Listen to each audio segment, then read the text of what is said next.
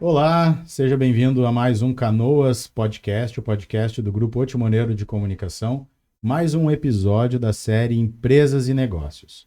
Hoje eu recebo aqui nos nossos estúdios do estúdio OT Play o Guilherme Colucci, 39 anos, pai de 4 filhos, depois vai dizer o nome de todo mundo, da esposa também, franqueado da Companhia do Sono em Canoas há 20 anos e idealizador, fundador e CEO da Confra 10, mais que negócio, confraria, que depois a gente vai falar também, que o Grupo Timoneiro faz parte. Seja bem-vindo mais uma vez ao nosso estúdio. Tudo bem, Guilherme? Como é que tá? Obrigado, Vanderlei, pelo convite. Uma honra estar aqui com vocês. Eu estou acostumado a estar aqui como o mediador, né? Um dos hosts. O mediador do nosso ConfraCast. Isso E pela aí. primeira vez aí com muita honra sendo entrevistado por ti. Muito Que obrigado. legal. Então, ó, já procura aí nas redes, @confra10 com K e com Z no final. E procura lá daí no YouTube o canal da ConfraCast também no Amazon e no Spotify para acompanhar esses episódios. A ConfraCast Já está temos 5 no episódios. 5, né? Foi um dos primeiros a fazer aqui com o estúdio AT Play. Ainda quando era o estúdio antigo, o primeiro, né? O piloto. Isso mesmo. Isso daí. Eu fui um lead teu, né? Tu sabe disso, né? É? Eu pensei em podcast, comecei a procurar e de repente veio um patrocinado teu ali. Isso. Aí te chamei. Isso daí. A gente conversou e aí fechou 100% e hoje é um confrade nosso também, né? Isso daí. Tudo começou eu sou um cliente do digital ali que tu investiu e... Deu retorno. É isso aí. Deu retorno. Essa série Empresas e Negócios, tá? O Canoas Podcast tem várias séries temáticas editoriais e o Empresas e Negócios nós já ouvimos aqui, tu pode procurar depois de assistir esse episódio. Uma entrevista com o Dr. Hildo da Eco e Tomo Clínica, sensacional. Excelente pessoa. Também uma entrevista com o Jorge Wecked, que esse entra na série Empresas e Negócios, Comunidade, Política, ele pode entrar em todas as séries temáticas, ele entra. Dr. Mas Jorge? que é também, o Dr. Jorge, que é o CEO aqui do Grupo Otimoneiro de Comunicação, entre outras coisas. E agora, mais recente também, um outro confrade do Grupo Babinho, o Fábio Falcão Ribeiro, uma entrevista bastante interessante também. Então dá uma acompanhada aí, vê. E olha só, tem outras séries muito legais. Se está em dúvida em qual candidato a deputado estadual e federal vai votar, uma série de entrevistas de candidatos e candidatas que estão vindo no estúdio aqui, você encontra também nos nossos canais. Já vieram muitos e virão muitos outros, tá bom? Mas mais sem delongas, né, Guilherme? Ou Colucci, como muitos te chamam. Aqui a gente quer saber como é que foi a tua jornada empresarial para conhecer a tua caminhada de empreendedor, mas também para as pessoas que nos veem e nos escutam e que são empreendedores, para que eles possam também tirar lições e se inspirar. Então começa nos contando como é que foi o teu início no trabalho, se foi sendo empregado de alguém ou se já foi empreender logo em seguida. Como é que foi o teu início? Bom, em primeiro lugar, tá aqui depois de Dr. Hildo, Dr. Jorge Wecked e Fábio Babin. Isso Cara, aí. que moral, hein? Tô me sentindo hoje aqui lisonjeado de verdade. Bom, Vanderlei, eu comecei muito cedo, tudo na minha vida foi muito rápido, né? Eu espero que a minha jornada na Terra seja longa e demore muito para eu fazer a minha passagem, né? Mas eu comecei com 12 anos, já trabalhava com meu pai nos verões, né? Meu falecido pai tinha confecção e tinha a loja própria dele, né? Tinha a marca dele, de roupa moda jovem. E comecei muito cedo, com 9 anos já ajudava ele nas feiras e depois com 12 anos já trabalhava os verões inteiros com ele, né? Em Tramandaí. Ele tinha 4 lojas lá. Tinha 3 lojas em Tramandaí e uma em Capão. E então, assim, começar a trabalhar, meus amigos até hoje, quando a gente fala alguma coisa assim, os amigos da antiga ali, eles sempre dizem que o Guilherme não estava presente em tal episódio, eu sempre digo, estava trabalhando enquanto vocês estavam, né, aproveitando. Curtindo. Mas não sou aquela pessoa que não teve infância, tá tudo certo. Mas eu sempre gostei muito Puxa um pouquinho mais pra frente, assim. Isso. Aí, assim vai ficar melhor. Sempre gostei muito de... melhorou bastante, obrigado.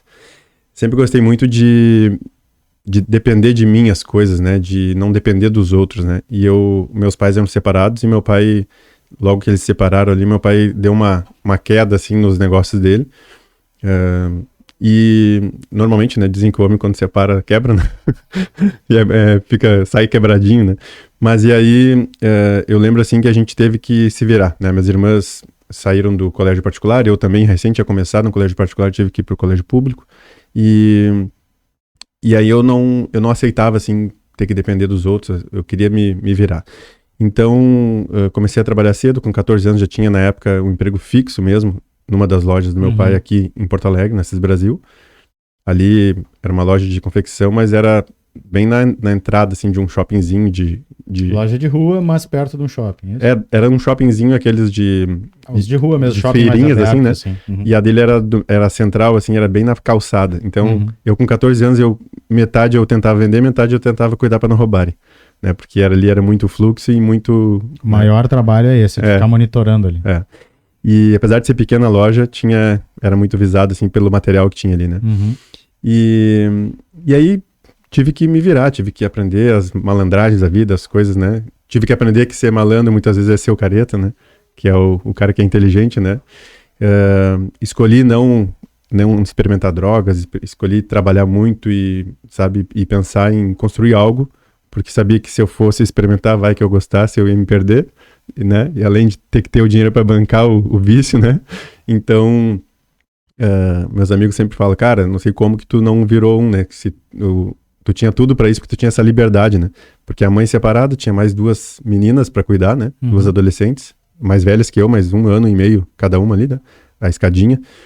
Então, eu realmente... Tô mais solto. Eu realmente, com 12 anos, eu lembro de chegar em casa 2 da manhã, tava no condomínio em frente, do outro lado da rua, mas eu tava na rua, né? Por mais que estivesse dentro de um condomínio, né? Eu me criei ali na Rua Brasil, bem próximo ao Las Brisas, que é a gente chamava de Pombal, né? O LB, né? É uma cidade. Né? Muita gente passou pelas Brisas, né? Eu, inclusive, quando casei, eu e a Fernanda, minha esposa, pediu pra falar o nome, né? A gente casou muito cedo também e fomos morar no Las Brisas num kitnet. Kitnet dividido ao meio ali, com uma divisória de escritório, aquelas. E então, eu com 17, eu era gerente da loja do Shopping do Vale, em Cachoeirinha. E aí passei dos 17 até, mais ou menos até os 19 ali, trabalhando nessa loja, e a loja não rodava, o shopping não rodava. Até hoje o shopping, todo mundo fala, né, que é não se entende como é que se mantém ainda aquele shopping. Mas o meu pai estava desde o início, desde que inaugurou ali, né. Então tinha feito muitos amigos ali, tinha uma boa convivência ali, tinha uma boa carteira de clientes da região ali, entre Cachoeirinha e Gravataí, que o shopping fica bem na divisa ali. E aí, eu e a Fernanda éramos namorados no Rondon, éramos colegas. Depois de 8 meses de namoro, a Fê engravidou da Luísa. E a gente, apesar de eu trabalhar desde cedo, apesar de ela também trabalhar desde cedo, ela também tinha um compromisso muito grande. Ela abria a Clean Life, que é a clínica do Dr. Sérgio Portugal, ali, Dr. Edson Guedes. E ela já trabalhou 5 anos ali. Foi o primeiro emprego dela, né? Praticamente, eu acho, 5 anos. E a gente, apesar de trabalhar desde cedo, a gente ainda não tinha um compromisso maior, como ter um filho, como, né, ter uma casa e tal, né? Se morar sem ajuda da mãe e do pai ali próximo, né? E a Fê engravidou, a gente chegou a pensar na bobagem, né? De, a gente é umas crianças, como é que a gente vai ter um filho e tal? Graças a Deus eu tinha um amigo iluminado que me disse assim, cara, tu vai ter um filho, tu vai ser o melhor pai que tem, eu te conheço e tal, não sei o que. E a gente acabou, assumindo essa responsabilidade, né? De ser pai e mãe. Virando a chave. E aí viramos homem e mulher da noite pro dia, literalmente. E aí fomos morar no Las Brisas ali nesse kitnet. E aí teve um momento ali que a dificuldade apertou um pouquinho e tal, e aí a gente pegou e a Fernanda disse, cara, por que tu não vai morar com a tua mãe então? Volta a morar com a tua mãe, eu vou voltar a morar com a minha pra gente poder se organizar financeiramente. E eu disse pra ela, não, pra casa da minha mãe eu não volto, porque eu disse que eu não voltaria mais quando eu saí. Né? A minha mãe não queria que eu assumisse aquela responsabilidade, né? Ela disse, tu vai ser pai, não precisa casar por isso e tal. Mas como a gente, né, sabia o que a gente queria, a gente acabou optando por ir morar junto. E aí eu, por isso eu fui morar com meu pai, por esse motivo. Eu disse, não, eu vou morar com meu pai então um tempo, já que eu já trabalhava com ele em Cachoeirinha, né? E aí eu saía da loja e ia pra fábrica dele em Cachoeirinha, ele tinha uma confecção ali, para poder ajudar ele a terminar as coisas que ele precisava ali. Eu dava uma força para ele na fábrica para depois eu voltar com ele para casa. E aí nisso eu percebi que tinha um dos fornecedores dele de material que era da Vida Marinha, que é de roupa moda jovem, Surfwear. Surfwear. O Fabiano, ele disse para ele assim, Sadi, o que tu acha de tu colocar aqui durante o verão uns freezers da Nestlé, sorvetes, e aí vem comodato os freezer, vem os carrinhos, e aí tu só vai coordenar a gurizada que vai ter que sair para vender de manhã e voltar no final do dia. E aí a minha madrasta, na época ali, ela disse assim, deixa que eu faço isso, vai ser um ganho a mais. Os negócios não estavam tão legais e tal. E aí eu percebi ali que chegava aquelas 6 horas, mais ou menos, a gurizada chegava, fazia as contas ali. E eu no outro dia, quando eu vi aquilo, no outro dia eu fui pra loja, peguei aquela calculadorzinha da loja lá e estraguei a calculadora dizendo fazer conta. Eu disse, cara, se for um fracasso total, vai ser melhor do que na loja. Vai ser a mesma coisa que eu ganhei na loja hoje. Porque a loja estava muito baixo o fluxo, né? Então eu só tenho a chance de dar certo. Daí eu peguei e comecei a incomodar aquele cara pra ele conseguir pra mim aquilo. Só que em outra cidade, porque Cachoeirinha já tinha meu pai. E aí o cara negava, porque eu era muito novo, tinha 19 anos, né? E sempre tive uma carinha meio de gurizinho novo, assim, né? Então não era um cara com 19 com... Não passava credibilidade. Não tinha barba, não tinha aquela... E aí de tanta persistência, eu gastei um monte daqueles cartões de orelhão, né, com isso. E aí ele falou, tá, Guilherme, eu vou te dar um local então pra te fazer isso. Escolhe entre Eldorado do Sul ou Gravataí. E eu na hora falei, Gravataí. Nem pensei. Conhecia o território. Até porque Eldorado do Sul era uma cidade menor, com menos potencial. E aí eu fui pra Gravataí, nunca tinha ido até o centro de Gravataí, só conhecia ali até, sei lá, a parada 68, sei lá. E de amigos que eu tinha e tal. E aí fui pro centro de Gravataí no dia seguinte, pedi demissão pro meu pai. Ele não conseguiu me demitir porque ele não estava organizado o negócio dele. Não tinha dinheiro pra te demitir.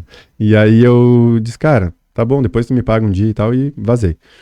E aí fui pra Gravataí, encontrei um senhor que confiou em mim e disse, tá, então eu vou alugar essa peça aqui pra ti, porque as imobiliárias queriam um contrato de 6 meses no mínimo. Isso foi janeiro de 2003. Mas deixa eu te interromper, pra gente voltar daí depois, só porque tem uma coisa que eu acho legal aí, isso é uma coisa que muitas vezes passa na nossa vida e a gente nem sempre olha com o devido valor, né? Que é o dar um passo pra trás pra dar 2 passos pra frente, né?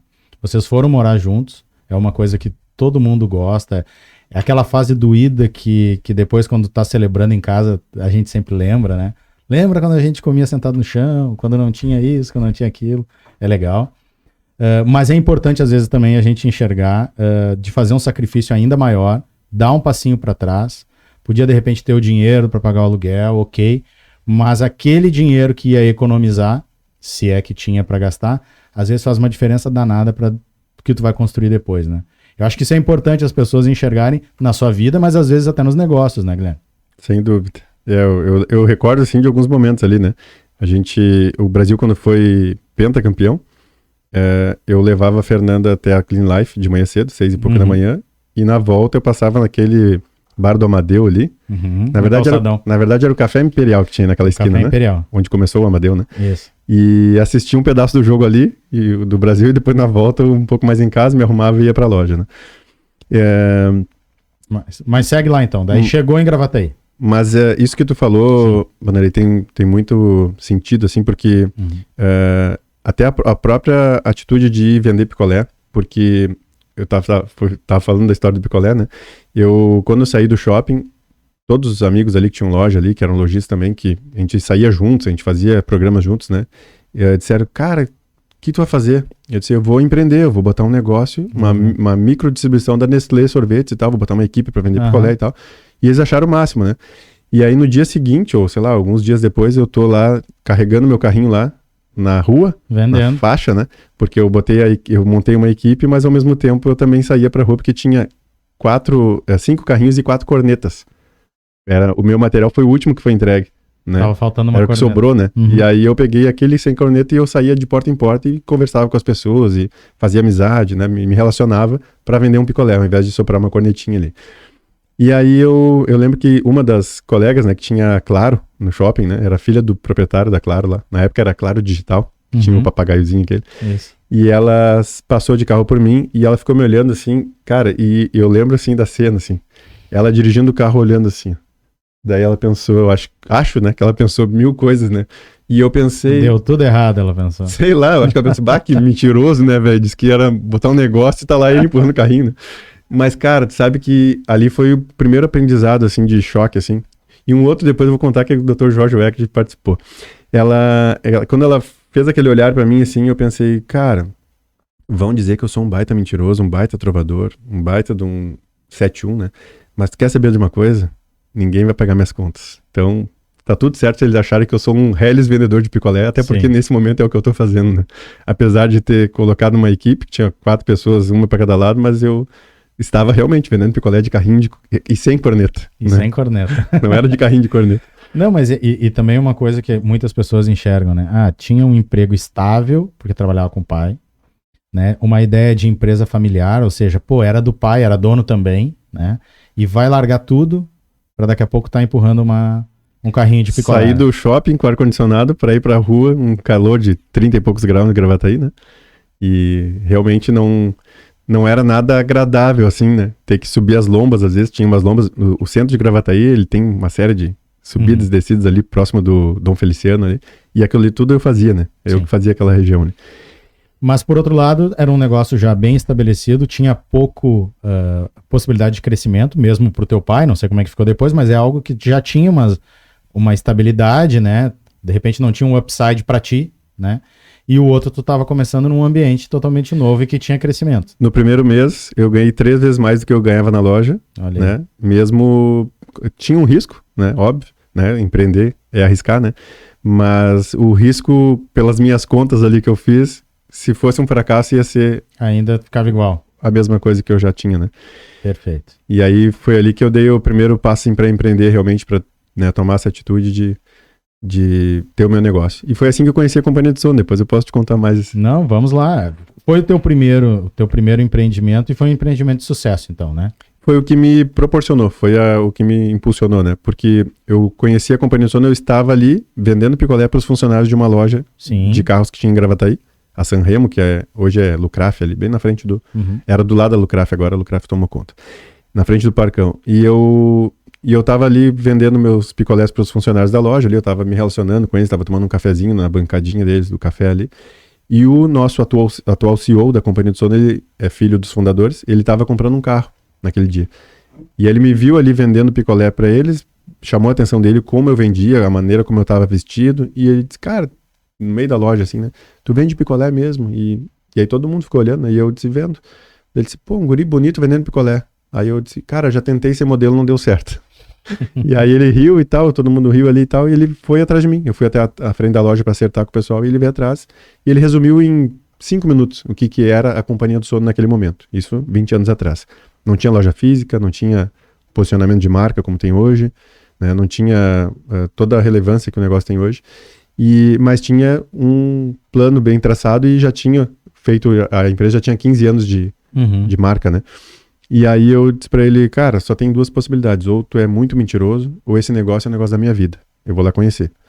E eu, como era decidido, tinha a minha teimosia, né, eu sentia que aquilo era real, eu ia. Meu pai, eu cheguei em casa, contei pra ele, né, eu liguei pra ele e disse, pai, me espera acordado, porque eu chegava tarde, né, que eu tenho uma coisa pra te contar, empolgado, né. Aí eu cheguei lá, contei tudo pro meu pai, como é que era o negócio e tal, que eu começava vendendo assim, ganhava tanto, depois mais tanto e tal. E aí ele ouviu tudo. Quando eu terminei de falar, ele falou assim, filho, sabe que o pai já é vivido, né? O pai já, né? É golpe. Isso aí, tu vai vender os primeiros, depois não vai ter mais pra quem vender, tu vai ter que sair de porta em porta e tal, e eles vão tirar todo o teu suco, vai ficar só o bagaço e tal. E aí eu ouvi aquilo e disse assim, pai, faz sentido o que tu falou, mas eu vou lá conhecer igual. Vou ver com os meus olhos, né? Vou lá na fábrica, vou lá conhecer a estrutura. E aí fui e tive que lutar contra tudo e contra todos para que, pô, como assim vender colchão de porta em porta? Como assim um colchão diferenciado, colchão com valor agregado e tal? E eu não tinha carro, não tinha dinheiro, não tinha celular de linha, eu tinha muita vontade, né? A vontade não faltava de vencer, né? Mas eu enxerguei que esse poderia ser o negócio da minha vida e realmente acreditei naquilo, né? E comecei, o primeiro ano foi a pé, aí comecei a construir uma equipe, comecei a ganhar mais experiência também, porque, né, bati muito com a cara na porta, né, porque de porta em porta as pessoas te receber sem te conhecer, né. É bem diferente, né? É. É bem diferente. Mas antes de tu falar desse início teu no Companhia do Sono, também aproveitar algo que passou aí, que eu acho que tem uma lição aí também. Tem várias lições, né? Primeiro essa, né, de tu fazer o trabalho operacional de ponta do teu negócio. Isso é importante, né? As pessoas conhecerem o seu negócio na ponta e inteiro é muito importante, né? Eu lembro que tô há 25 anos aqui no jornal, eu entregava jornal. Então eu entregava o jornal e eu escutava das pessoas que tu vai criando um vínculo com as pessoas que tu entrega toda semana. E é um vínculo de longo prazo, 5, 10 anos encontrando aquela pessoa toda sexta-feira, entregando o jornal na mão dela, né? Então, em determinados momentos, ela começa a te dar alguns feedbacks sobre o produto que as pessoas que estão dentro da redação não têm. Elas não enxergam aquilo. E eu vinha para a redação e alguns profissionais da redação conseguiam captar aquilo, aqueles feedbacks, e outros não, né? Então, eu consegui ter uma noção do negócio muito maior porque eu passei por todos os lugares.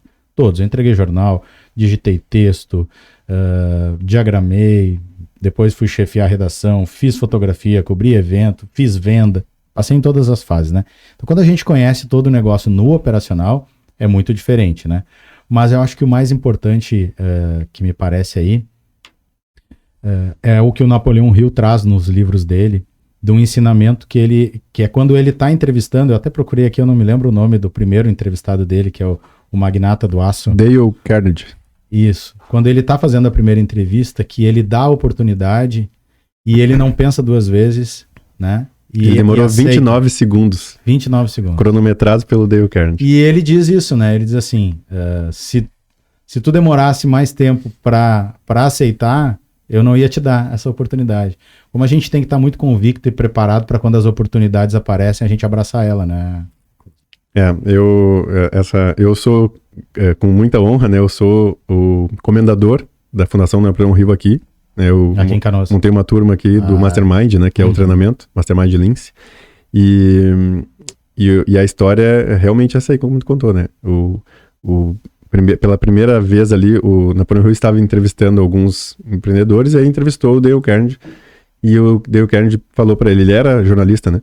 E aí o Dale Carnegie perguntou, tu topa fazer uma jornada agora vai ser longa essa jornada, mas tu vai entrevistar as cabeças mais pensantes de toda, né, da nossa era aqui, e eu vou patrocinar isso e tal, mas eu vou precisar que tu te dedique muito e tal.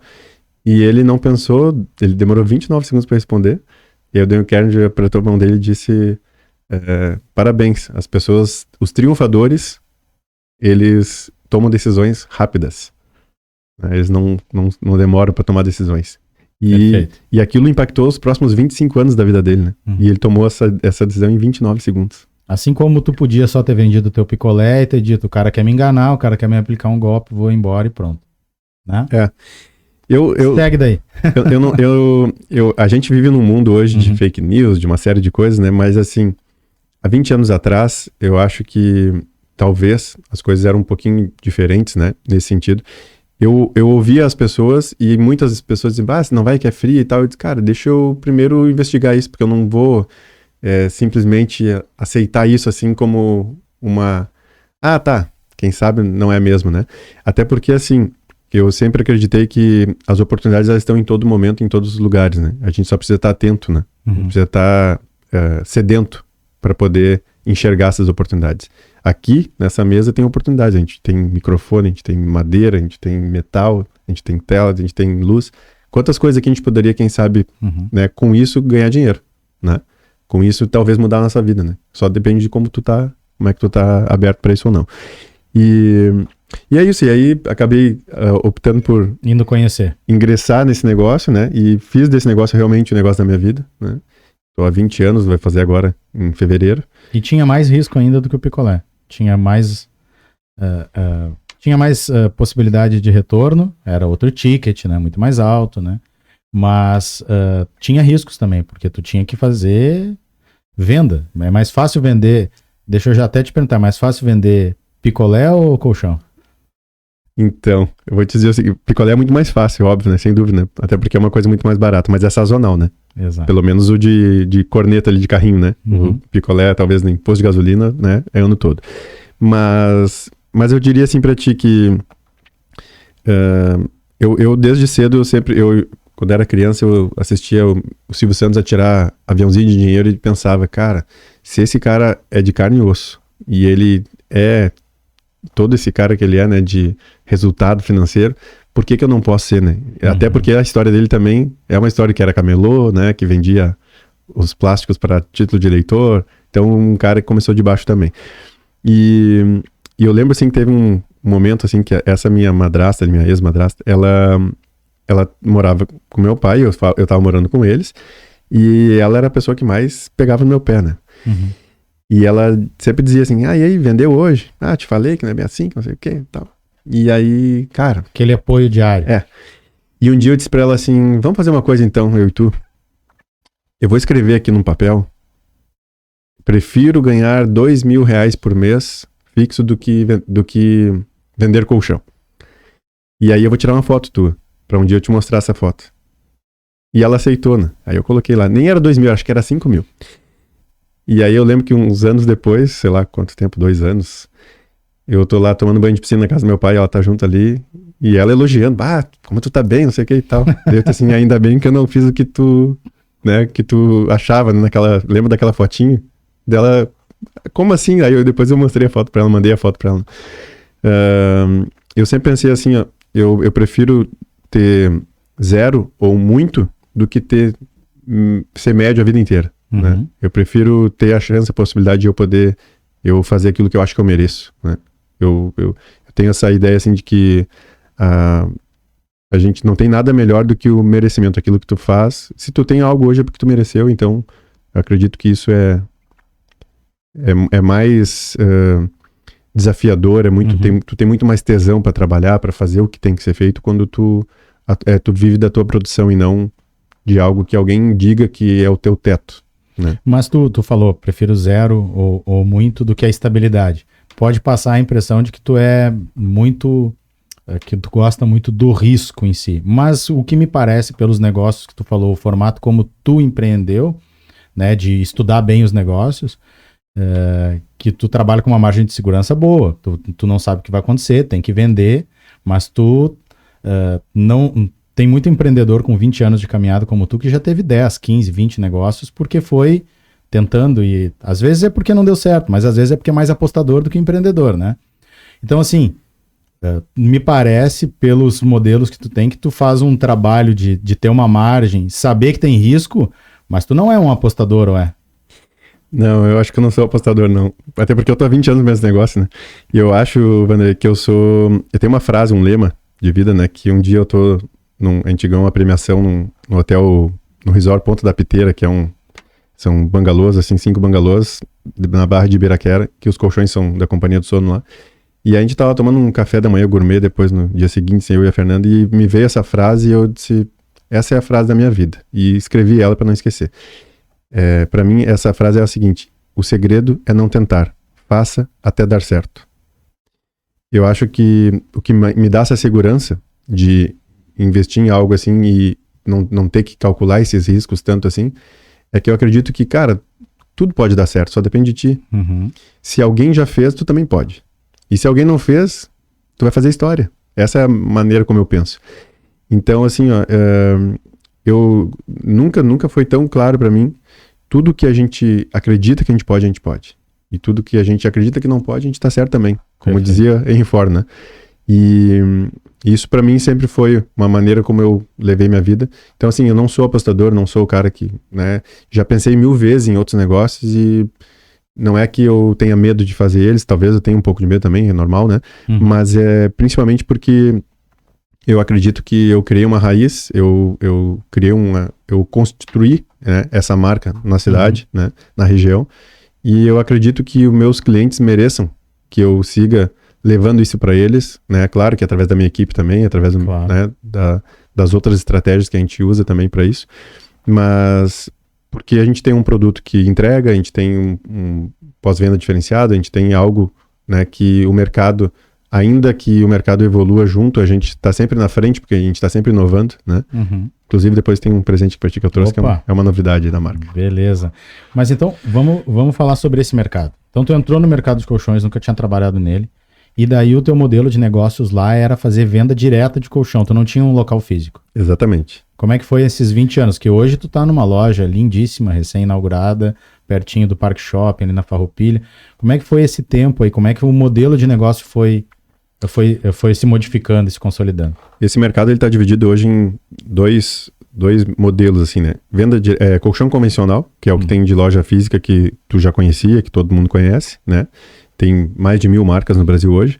E colchões terapêuticos, colchões magnéticos, né? Que são os que são vendidos de porta em porta. Isso, quando eu entrei, esse era o mercado que eu entrei. Colchões magnéticos, né? Começou lá com o japonês, o Kenkopato, que era um colchão com caixa de madeira, com ímãs, né? E duro, pesado, era um produto, né, que veio do Japão mesmo, a ideia para cá. Era fabricado em São Paulo, pela Nikken. E eu não peguei essa época, eu peguei já a terceira geração, né? Os nossos fundadores começaram com esse colchão, e aí foram para uma segunda geração e viram que ele precisava evoluir mais ainda para um colchão mais confortável para o biotipo do ocidental, né? Foi aí que surgiu a Companhia do Sono Fábrica, né? A marca, né? E eu peguei já, né, com 15 anos de marca a Companhia do Sono, então já tinha uma evolução ali. Só que quando eu comecei ainda, tinham 9, 10 empresas que a gente ouvia falar no Brasil todo que trabalhavam com esse tipo de produto. Hoje tem mais de 1000, só do meu segmento, né? Há pouco tempo atrás tinham 900 e poucas ali registradas, né? Fora as informais. E então, assim, quando eu comecei era um produto caro, difícil de vender, não tinha academia, não tinha nutricionista, era uma coisa nova, não tinha essas lojas de produtos naturais, ou seja, o bem-estar em si não era tão difundido aqui, né? Em alguns países, na Europa, nos Estados Unidos já era uma coisa muito mais, e aqui não. Então, tinha 2 academias em Canoas. Hoje deve ter uma por rua, ou mais de uma. Mais de uma por rua. Tem algumas avenidas aqui que vieram na minha cabeça, já tem umas 2 ou 3. E grandes. Então, tu imagina assim, ó, se esse conceito de colchões, de saúde preventiva não existia, né? Não era uma coisa difundida aqui. Então, olha a dificuldade que eu tinha, né? Em compensação, tinha pouca concorrência. Então, quando eu chegava, não era eu e mais um monte para ele optar, né? Então, não era só vender. Tu tinha que também implantar uma cultura, tu tinha que educar o consumidor, o potencial consumidor, de que aquilo era importante para ele. Eu tinha que criar necessidade. Criar necessidade ou demonstrar que existia aquela necessidade e o consumidor ainda não sabia que tinha. É tipo, sabe aqueles... Vou pegar um produto assim, tem várias formas de vender de produtos assim com essa estratégia, mas vamos pegar a Rainbow ou a Hyla, que são aquelas extratoras que é um aspirador com água e tal, que custa lá uma grana.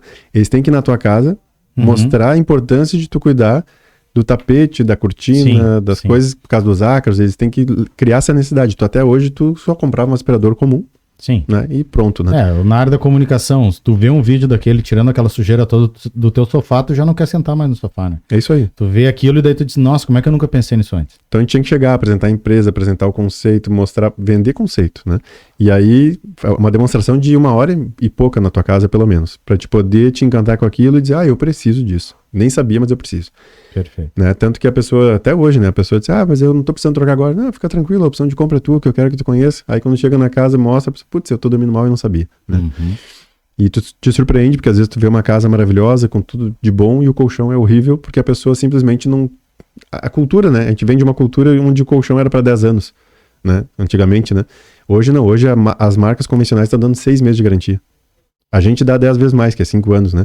Mas a garantia do mercado convencional na espuma é 6 meses. Ou seja, daqui a 6 meses, se ele ceder, eles não garantem que não vai ceder, e se ceder, eles não vão mais cobrir nenhum tipo de assistência para ti, né? A gente tem assistência vitalícia, é outra proposta, né? Um colchão que tu pode revitalizar. O meu primeiro cliente usa até hoje, faz 20 anos, vai fazer em fevereiro. Ele só revitalizou o colchão dele. Olha aí. Agora tá na hora de revitalizar de novo, já fez no meio do caminho, né? Agora tá na hora de novo. E muitas pessoas podem pensar assim, mas daí tu vende uma coisa pra vida toda, como é que tu vai vender de novo? Esse cliente já me vendeu mais de 30 colchões indicação direta e indiretamente, né? Fora a referência que eu uso ele, tô usando agora, né? Isso. Uso para quase muitos clientes. E então assim, e outra questão assim do conceito da nossa venda é que eu não vendo eu não quero vender de novo pro Vanderlei, mas eu quero vender através do Vanderlei, e para isso o produto ele é obrigado a ser bom, obrigado a entregar, porque senão tu não vai indicar. Então é mais uma segurança até pro cliente, né? Mas é um modelo de negócio de cauda longa, né? Justamente por isso, né? Porque tu tem o cliente que vai ser recorrente só daqui a um bom tempo, mas ele vai te indicar com o tempo se gostar. Ou seja, os primeiros anos eles são árduos, eles são mais difíceis. Tem que porque saber... as margens são mais comprimidas e tem muita semeadura para colher lá na frente. Sem dúvida. Mas, mas eu saí de um cliente e ia pro outro, né? Eu saí de um cliente, eu te visitava na tua casa, quando não tinha loja física, né? Visitava na tua casa e já te perguntava, como é que é o nome do teu vizinho do lado? E esse da frente? E os teus pais? E os teus irmãos?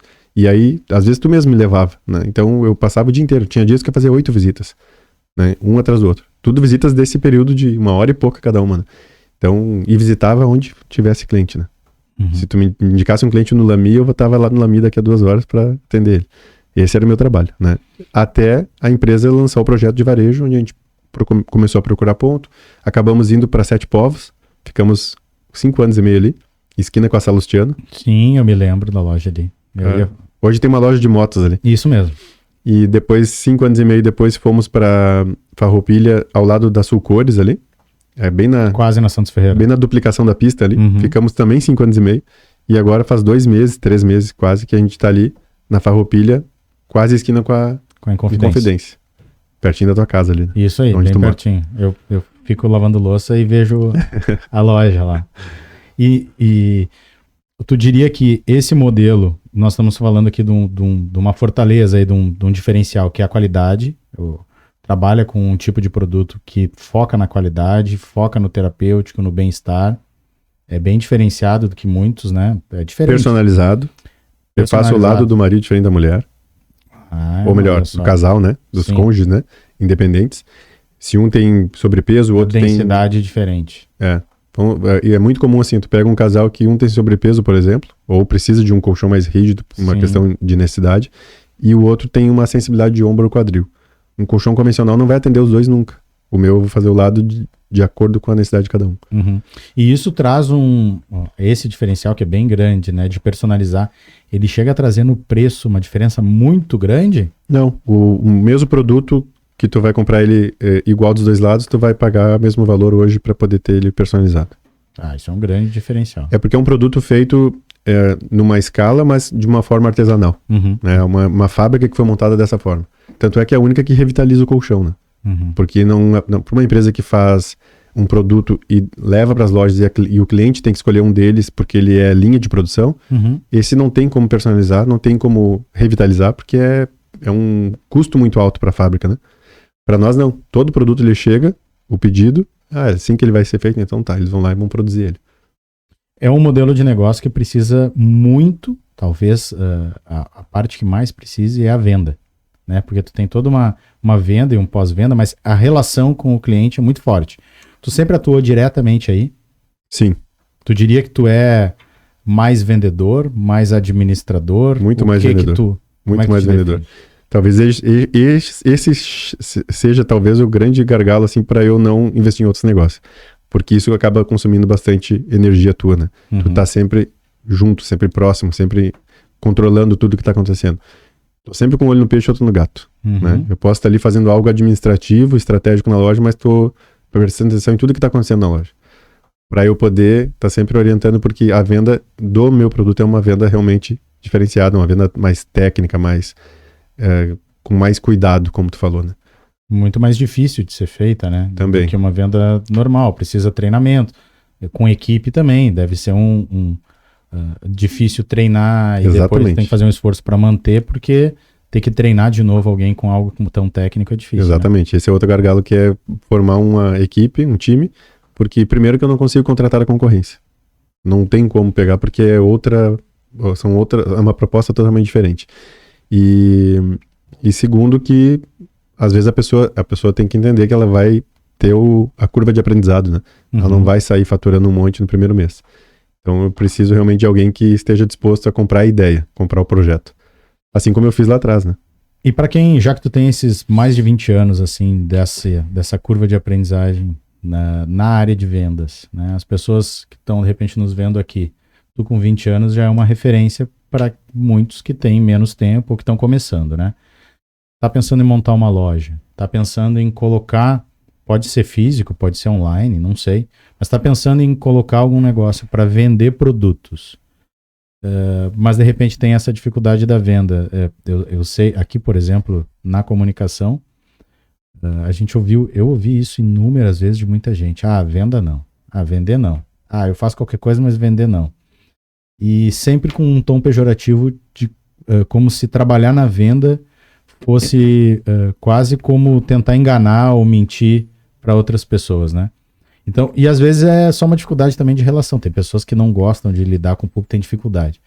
Que dica tu daria, assim, que caminhos trilhar para se aperfeiçoar nessa área da venda? Primeiro que as pessoas têm perfil, né? Isso tá claro, né? Para sempre, no início, assim, eu dizia, não, a pessoa tem que ter sonho, a pessoa tem que ter um objetivo e acabou, né? O resto se aprende e tal. A primeira visita que eu fiz, primeiro atendimento, era uma vizinha da minha mãe, do prédio onde ela mora até hoje, na Rua Brasil. E ela disse o primeiro não. Eu fechei a pasta, agradeci e fui embora. Na verdade, eu queria fugir dali o mais rápido possível, né? Porque eu não sabia o que falar pra ela. Acabou contigo aquele não naquele dia? Não, é que foi um não a primeira vez que eu tomei ele sozinho. Antes eu tinha um colega me treinando, né? Então, nas primeiras visitas, tu é acompanhado. E aí, quando ela disse não, eu disse, ninguém tá vendo mesmo, eu vou vazar, né? Ninguém vai saber que eu não argumentei aqui, que eu não tentei. Mas isso foi um aprendizado, porque eu saí dali e pensei, cara, eu não tenho como voltar mais ali, naquele momento ali, né? Porque eu já saí da casa do cliente. Mas eu nunca mais vou sair sem argumentar, porque eu tô me sentindo o pior dos piores vendedores, né? Porque ela disse um não e eu aceitei o primeiro não. Eu não pensei assim, quem sabe se eu argumentar ela não vai gostar, vai achar que eu tô insistindo, que eu tô precisando demais. Qualquer coisa, né? Tu passa 1000 coisas. Mas depois a segunda objeção no próximo cliente já foi um pouquinho mais tranquilo, porque aí eu já consegui argumentar, já treinei um pouco antes, já me preparei um pouco mais. Aí assim foi. Quando eu iniciei, o Felipe lá, que é o meu CEO lá, né, que é quem me convidou para o negócio, ele disse, cara, eu costumo dizer que as pessoas vão ficar boas depois de 150 demonstrações. Então, relaxa. Aí zona de arrebentação. Aí eu pensei assim, 150 é muita apresentação, né? Mas daí eu pensei, cara, eu tenho que fazer logo. Eu tenho que chegar logo nos 150, então, para eu ficar bom logo nisso, né? Então, assim, primeiro que eu acho que tu fazer muitas vezes alguma coisa, tu é obrigado a ficar bom. Porque tu já faz de trás para frente, tu já faz, né, de olho fechado. Segundo, que eu acho que tu falou sobre algumas pessoas acham que venda é pejorativo, né? Isso é crença total. Então, assim, talvez a pessoa teve um trauma com algum vendedor amador que atendeu ela. O Flávio Augusto fala sobre isso, né? Ele fala o seguinte, que vendedor é a profissão que todo empresário é obrigado a ser, é vendedor. Primeiro ponto, né? Se não for vendedor, esquece, não vai vender o projeto, as ideias, não vai conseguir vender para o seu time, né? Nem a energia do negócio, né? E segundo, que ele fala o seguinte, que o vendedor antigo é o vendedor falastrão, o vendedor que conversador, que é bom de lábia, né? Isso a gente ouvia muito, né? Malandro. Quem é dos anos 80, anos 90 o vendedor bom de lábia, esse aí é vendedor, né? E na verdade o vendedor, cara, ele precisa passar segurança, ele precisa passar tranquilidade, serenidade para um cliente, ele precisa dominar o que ele está fazendo, né? Hoje ainda mais hoje com o online, né? Hoje o online não tem mais lábio de vendedor, né? Tu tem que realmente dar um show, mas ao mesmo tempo passar essa segurança, essa tranquilidade que a pessoa está fazendo no investimento, que ela não vai se arrepender. Então, assim, eu sempre procurei esses estereótipos de vendedor, assim, eu sempre procurei me afastar deles, né? Quando o cara vinha com muita conversa, o vendedor, para me vender, ele tem que ser profissional. Se ele não for profissional, ele não me vende. Se for amador, cara, eu pego... Mesmo que tu esteja louco para comprar aquele produto... Cara, ele me desvende. E sempre que eu posso, eu dou uma dica. Sempre que eu posso, eu digo, cara, posso te dar uma dica? Se tu fosse por esse caminho, tu ia ter muito mais sucesso, cara. Porque... E aí a pessoa, às vezes, não aceita e tal, né? Porque a maioria das pessoas não sabem que venda tem técnica, né? Cara, eu dou até pro cara que vende na sinaleira, velho. Que esses dias um cara veio me vender morango ali e falou assim, como é que ele usou um argumento assim, cara? Ele disse, eu só vou ganhar 2 pila nessa caixa. E era R$35, eram 3 caixas, parece, né? Ou 6, não me lembro. Ele disse que era R$35 e ele ia ganhar 2 pila. Eu disse, cara, não fecha essa conta, meu. O cara vai vender 35 e vai ganhar 2. Eu disse, cara, tu tem certeza? Daí ele ficou me olhando e disse, cara, sinceramente, eu eu não compraria de ti só pelo fato de tu ganhar só 2 pila nisso aí, velho. Pra mim, tu tem que ganhar muito mais, cara. E ele ficou me olhando. 5%. Eu disse, não, mas dá certo, as pessoas ficam com pena e me compram. Daí eu disse, e tu acha que dá certo? Então tá, continua. Mas assim, na hora que eu pensei, pô, não deve, a pessoa não tem que comprar por pena, tem que comprar porque tu é um bom profissional, que tu mostrou pra ela que vale a pena, que tem custo-benefício, né? E não por pena, né? Porque o picolé eu vendia, eu não pedia pra ninguém, né? Sim. Eu tava ali fazendo algo que era totalmente digno, né? Não tinha nada de... Não que a pessoa que esteja passando necessidade não possa ser humilde para pedir, mas eu acho que, como eu te falei daí lá não no tá início... na relação da venda, né? Daí tá em outra relação. Como eu te falei lá no início, eu tenho que estar na minha mão, né? Se não estiver na minha mão, se não for algo que eu possa dizer assim, não vou depender de ninguém, vai depender de mim, né? E não de terceiros, né? Não quer dizer que não tem que formar um time e contar com a tua equipe. Mas ali é uma troca, né? Mas a questão de tu ter que pedir pra alguém, isso pra mim nunca foi legal, assim, eu ter que pedir. Legal. Bem, mesmo com toda essa segurança para ampliar, talvez em outros empreendimentos se aventurar, né? Não que já não consuma toda a tua energia a loja, né? Tu, há 3 anos, idealizou e fundou uma confraria de empresários, a Confra 10, e logo vieram outros cofundadores, né? E há 3 anos se reunindo sempre que possível, dentro desses 3 anos, 2 anos, mais de 2 anos foi de pandemia. Como é que foi a ideia? Qual foi a necessidade que tu sentiu e que tu viu que outras pessoas podiam ter a mesma necessidade de ti? Qual a ideia da Confra 10? Por que ela surgiu? Legal. Bom, em primeiro lugar, para encerrar o assunto então de Companhia de Sono, vou te dar esse presente. Opa! Esse é um café termogênico da Companhia de Sono, o primeiro produto recorrente. Então, então nós temos outros produtos. Tem tênis, tem a pulseira, tem as roupas fit, tem tudo que é bem-estar hoje. A Companhia de Sono hoje está ligada nisso, né? Tá atenta ao que tem de mais tecnologia e inovação nesse segmento. Aqui, café termogênico da Companhia de Sono, olha só que... Esse é o Level Up Coffee. É um café 100% vegano. Ele é um café que tem... Assinaram a nossa operadora vegana. Ó, assinaram. Já senti que eu vou tomar uma umbrada aqui nessa aí. Ó, viu? Ele tem picolinato de cromo, tem vanádio, tem cafeína anidra, cacau em pó. Ele é um café que te dá mais foco, mais concentração, acelera o metabolismo e ajuda na queima de gordura. E é um produto que está sendo recomendado por nutricionistas, por endocrinologistas. Obrigado. E tem também... Quais são as outras linhas? Fala mais das linhas. O Tênis Fit. Tênis Fit. Colchão e travesseiro é o nosso carro-chefe, né? Mas aí veio agora, há 4 anos e meio atrás, a Companhia do Sono voltou para o mercado de venda direta. Então ela consolidou as franquias e aí ela foi para venda direta através da micro franquia, que hoje são os licenciados. Isso faz 4 anos e meio. Quando se lançou esse projeto, eu fui convidado para ser o gestor de micro franquias nacional e acabei auxiliando a empresa durante os primeiros 4 anos nisso. E a empresa deu uma virada, cresceu 8 vezes. Nossa. Mesmo durante a pandemia. E a venda direta, ela te obrigou a Companhia de Sono a procurar produtos que tivessem mais penetração no mercado. O colchão é um produto de valor agregado, mas para licenciados, que às vezes são fisioterapeutas, às vezes são aposentados, às vezes são professores, são pessoas que às vezes já fazem outra coisa e querem aumentar os seus ganhos, né? E aí a empresa começou a investir nisso, né? E o primeiro produto, assim, que foi revolucionário foi o Tênis Fit. Isso foi num evento da empresa, num feedback que a gente faz sempre dos eventos. Uma colega de Bento deu um depoimento de que um cliente de Nova Roma do Sul, que é próximo lá, um vinicultor, ele queria comprar o colchão dela, mas tinha 3, 4 concorrentes que queriam vender também na cidade lá. E ela disse, olha, de mim o senhor só vai comprar se o senhor comprar tamanho Queen, ou melhor, ter pelo menos 2 metros de comprimento, 1,98, e se o senhor trocar o seu calçado para trabalhar. Aí ela disse, como assim? Que petulância essa moça, né? Querer me fazer que eu troque o meu calçado, eu quero comprar um colchão, e segundo, quer mudar a medida da minha cama. E aí ela disse assim, sabe por quê? Porque eu vim aqui para solucionar um problema seu, e não só para lhe vender. Os outros colegas talvez vão lhe vender qualquer tamanho. Mas eu só vendo por quê? Porque tu tem que ter mais conforto, tu tem 2 metros e pouco de altura, sei lá qual era a altura dele. No mínimo essa altura, esse comprimento que eu te indico para te ter conforto para dormir e tal. E ele ficava com os pés de fora e trabalhava de Havaianas. Aí quando ela contou isso, né, e ele transformou a vida do cara, o cara indicou para ela um monte de gente, falou maravilhas para ela, depois ela agradeceu, né?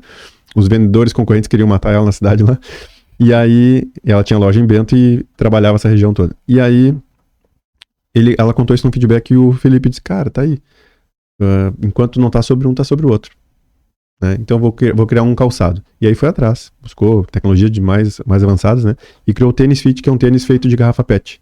Uhum. Inclusive, eu brinquei que hoje o treinador do Grêmio Futebol Porto Alegrense, ele saiu com o Tênis Fit no dia da despedida. E eu ainda printei lá. E agora ele voltou hoje com o Tênis Fit, que ele recebeu de presente, né? Não tira dos pés. É um tênis que ele tem infravermelho longo, que estimula a redução da produção do ácido lático e ajuda a fixar a vitamina D, além de reduzir o inchaço, né? Retenção de líquidos. E é feito de garrafa PET. São 5 garrafinhas de 500 ml que fazem um tênis fit, né? Legal. Um tênis meia que é feito com tricô tecnológico, né? Que é o knit. E aí aquilo revolucionou a empresa naquela época. Daí quando surgiu a pandemia, a gente parou de produzir o tênis para fazer a máscara com o mesmo material, que é uma máscara que ela é anatômica, né? Ela não pega a orelha e tal, uma tira única, né? E aí foi outra coisa que fez a empresa ficar muito conhecida, né? Porque era um produto que não tinha no mercado, a gente tinha e ainda diferenciado, né? Não era barata, mas a cada 2 vendidas a gente doava uma para as instituições. Em Canoas foi doada para o Hospital Universitário e para o HPS. E aí a gente ficou muito mais conhecido no Brasil inteiro, né?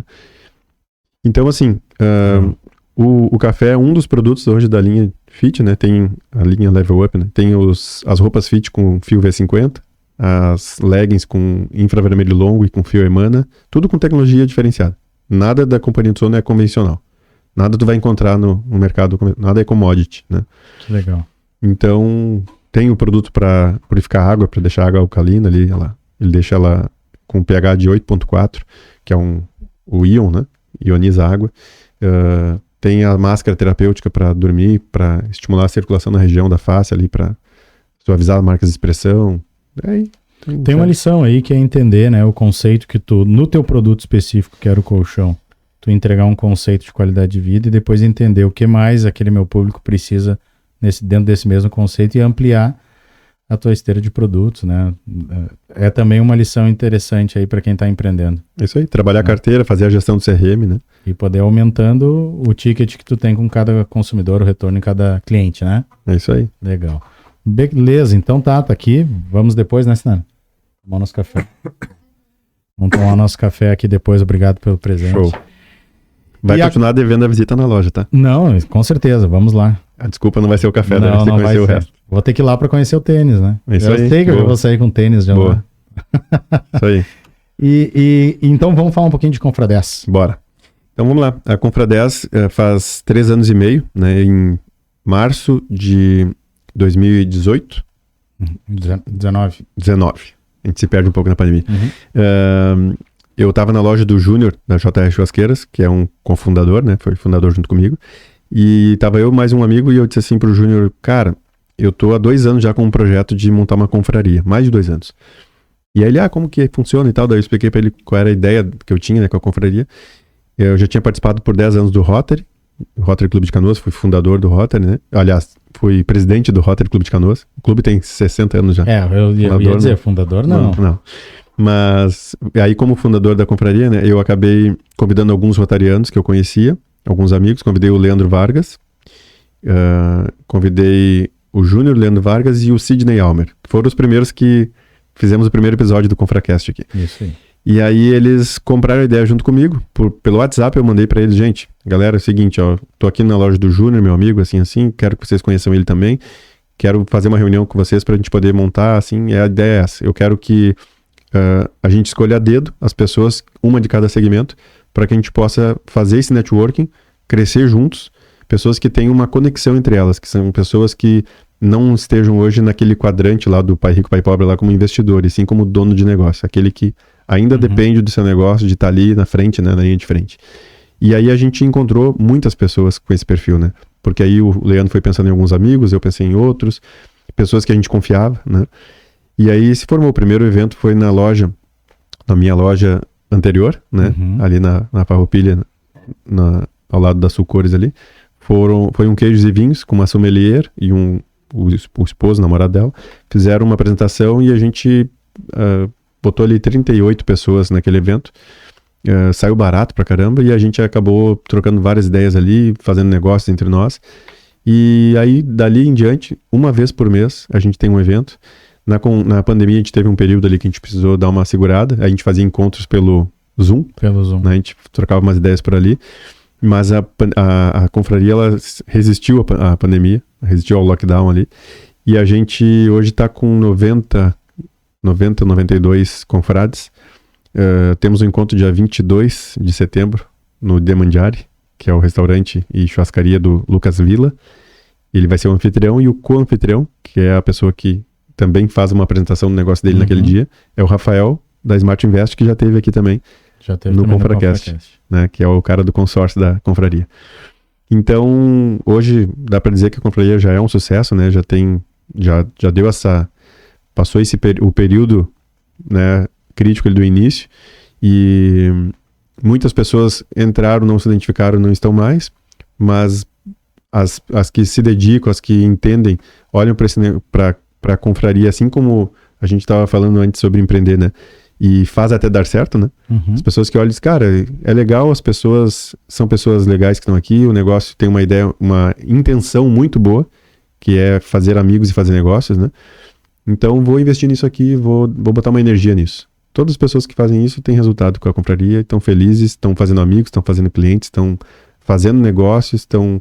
Principalmente, assim, eu vejo, sempre falei, né, que a Confradez, realmente ela é mais que negócio, como tá o nosso slogan, né? Porque muitas vezes, eu não vou fazer negócio contigo diretamente através da confraria, mas conhecendo a tua expertise, conhecendo um pouco mais do teu trabalho, da tua história, talvez eu vou estar lá em São Paulo um dia fazendo um negócio, lembrando de ti, te colocando numa jogada ali que tu pode talvez fazer um grande negócio, ou quem sabe eu mais adiante quero investir, quero ter um sócio que conheça, né, o que tu faz, saiba, domine aquilo que tu domina.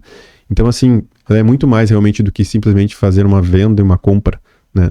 Isso, na verdade, é o mínimo, né? Isso talvez, eu acho até que isso é quase que irrelevante, porque isso é natural. Onde tu joga a bola, tu procura fazer negócio com a pessoa que joga bola contigo. Isso faz parte do teu dia a dia. Networking tu faz em qualquer lugar, né? Não precisa de uma confraria para isso, né? Eu acredito que a confraria ela é mais que isso. O diferencial é que todos estão num momento muito parecido, dentro dos seus nichos, né? E vão se apoiando e aprendendo uns com os outros para ir tracionando os seus negócios, né? Isso aí. E hoje se criou já se usou esse termo há um tempo atrás de irmandade e eu acredito nisso mesmo. Acho que se criou, né? Quando acontece alguma coisa com um confrade, a gente vai lá e apoia e tal. Acho que isso é muito legal. Além de comer bem e dar muita risada também. É isso aí. É isso aí. Beleza. Nos encaminhando para o final, quero te agradecer muito pela tua participação aqui. Tenho certeza que vai ser de grande valia para todo mundo que está empreendendo e que já te tem, ou que não te conhecia e vai ter agora como uma referência de empreendedorismo aqui na cidade. Mais um case aqui do nosso Canoas Podcast.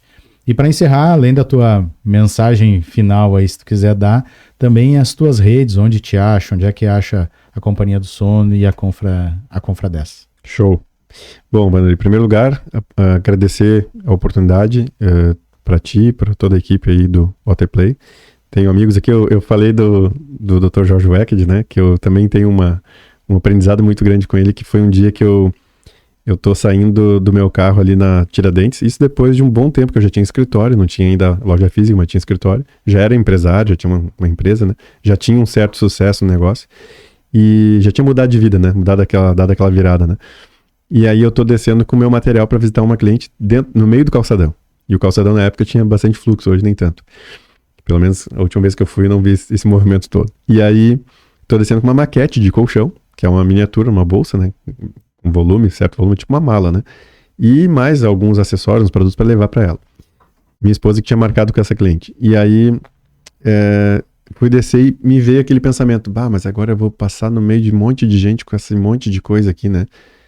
E aí, mas aquele pensamento idiota, assim, né? Porque é o teu negócio, é a tua vida, né? Mas eu não fazia isso no meio do centro, né? Eu fazia isso nas casas dos clientes, né? Chegava e descia. E aí veio esse pensamento e na mesma hora, dou de cara com o Dr. Jorge Wecked entregando o jornal. O jornal no braço, assim, os jornais. Ele assim. E, Guilherme, vai um jornal do Timoneiro, por favor. E eu olhei pra ele e pensei, cara, se o Dr. Jorge Wecked tá entregando o jornal, quem sou eu pra achar ruim eu levar uma mala de colchão pra atravessar esse calçadão, né? Mas na mesma hora, né? Eu, tipo, não, pronto, aprendi na hora Aprendi. ali. Foi aprendizado imediato, né? Legal. Isso, eu sempre falo isso.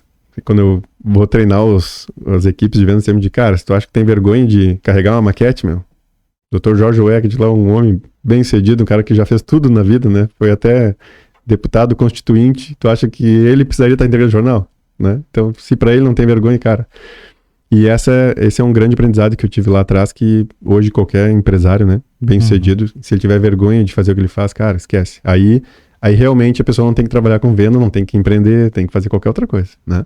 E acho que tem várias pessoas que podem ser excelentes. Estão nesse perfil. Colaboradores para empresas, e a gente precisa deles, o mundo precisa delas, né?